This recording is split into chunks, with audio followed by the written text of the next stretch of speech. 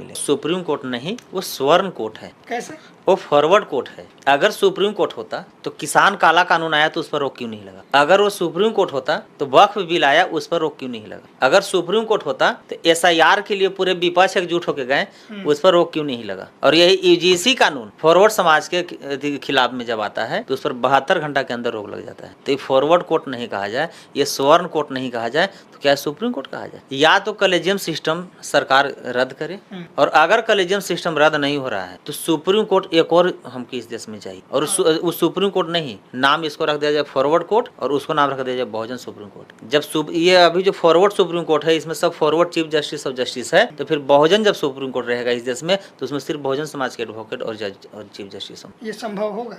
क्यों नहीं होगा? क्यों नहीं होगा? और जब नहीं होगा तो फिर सिलेक्शन जब हो रहा है 10 जज, तो फिर 10 जात का सिलेक्शन क्यों नहीं हो रहा? और अगर 2 सुप्रीम कोर्ट नहीं हो सकता है तो फिर कॉलेजियम सिस्टम समाप्त कर दे, प्लस कंपटीशन से जज बहाल करें, और SC ST OBC मुस्लिम समाज को संख्या के हिसाब से आरक्षण दे। आरक्षण उसमें भी होना चाहिए? हाँ, बिल्कुल होना चाहिए, क्योंकि सुप्रीम कोर्ट और हाई कोर्ट में आरक्षण नहीं है। कॉलेजियम में भी आरक्षण नहीं है, तो होना चाहिए बिल्कुल। SC ST OBC मुस्लिम समाज को संख्या के हिसाब से आरक्षण दे।